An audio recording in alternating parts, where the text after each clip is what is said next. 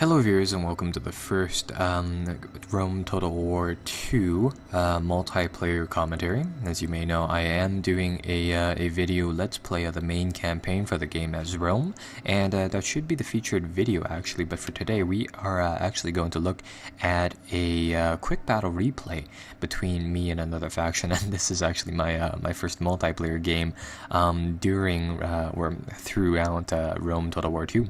So I am playing the Averni, I believe, a Celtic faction, starting from over here. And if I actually open up this panel here, we'll be able to take a look at some of our units. So I am playing these green people. Our enemies are to the front over here, and this, I guess, will also be a 6-minute video. So my opponents are playing as the Romans. They have heavy legionnaires.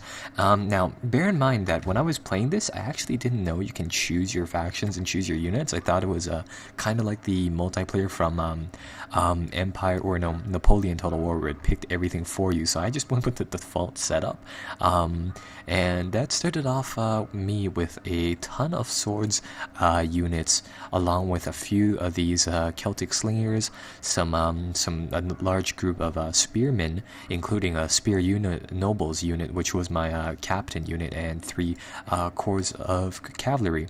In addition, I have a set of Celtic ballistae, which I put into great use. So let us begin the fight and really see how this goes. So my opponent, he was more of an experienced person. He decided to actually veteranize his unit. So he brought some Syrian archers, pretty good guys that stay inside the rear and really pushing arrows down. And he actually bought some of these Praetorian Guard units, which were veteran, and they had 79 melee attack and 85 armor. So these guys were really heavyweights. And he also bought a ton of armored legionnaires. He has his Praetorian Guard on his flanks, heavy cavalry on the side of the wooden forests, and me, I've arranged our forces in a little bit of an oblique formation.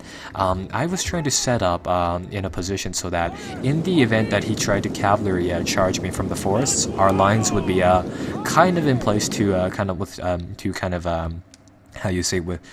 take in that blow. In front of our lines, we have quite a lot of these naked warriors. When compared to the legionnaires I would say are definitely better, but we do have numerical advantage.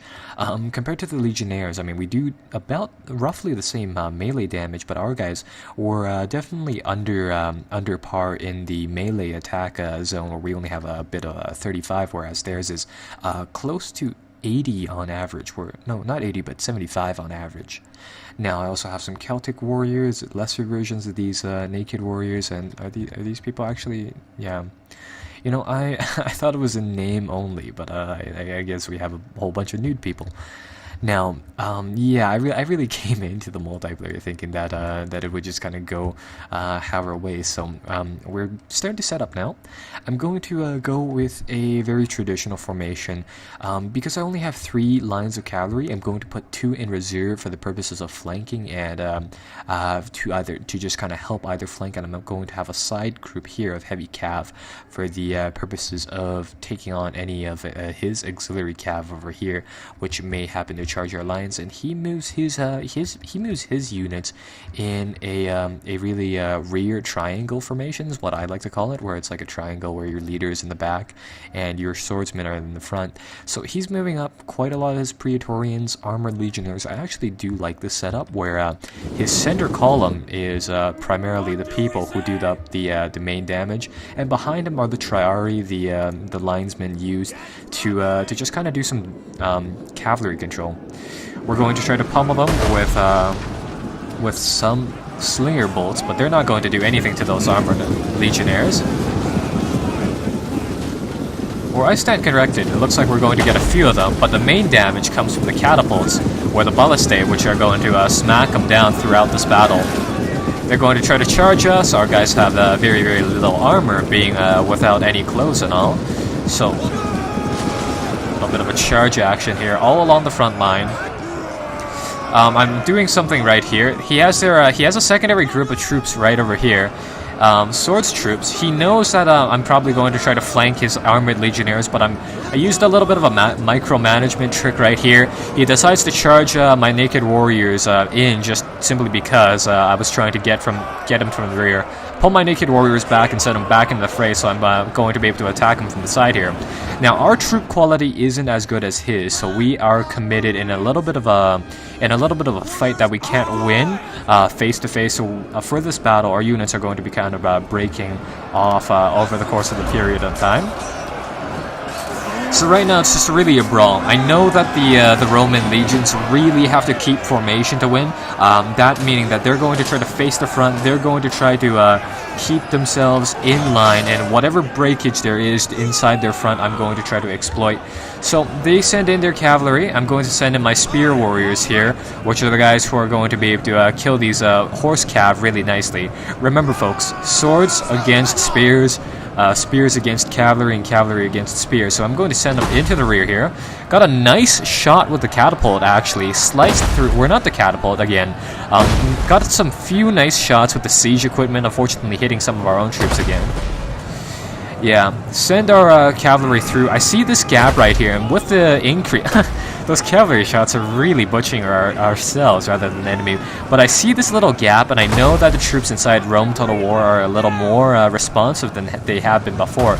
So I send our cavalry into the gap here to take out their Syrian archers. Now, I have to stress that those spearmen, they are directional units, meaning that if you think about it, a guy with a really long spear isn't really going to do much, you know, fighting an enemy from their flanks, right? So I send my cavalry into their rear when the Triarii were already engaged with my cavalry. So now, if I can zoom in on my troops, I'd show you guys the cinematic battle, but right now I'm trying to get rid of their archers and I'm trying to get rid of the Triarii.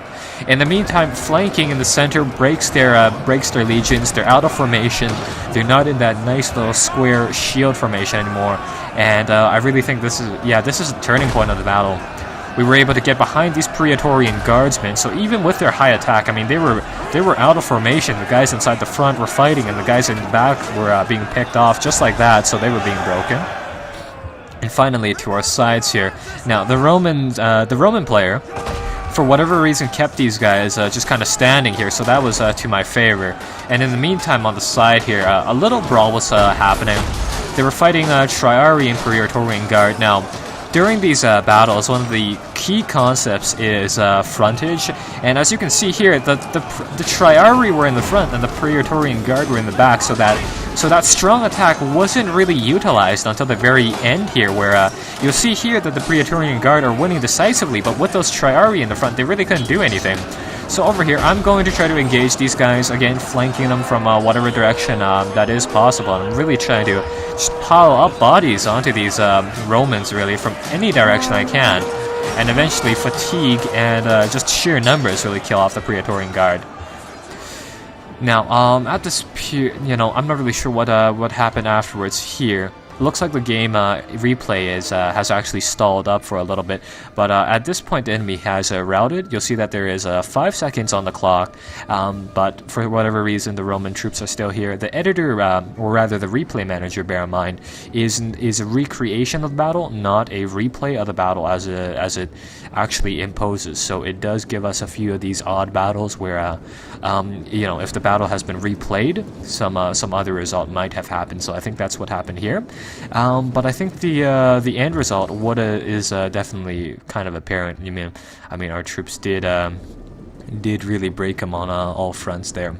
So that'll be the first replay. I have another game that I'm going to show you guys in a little bit. So be sure to watch for that, and if you haven't checked out the Let's Play, be sure to do so.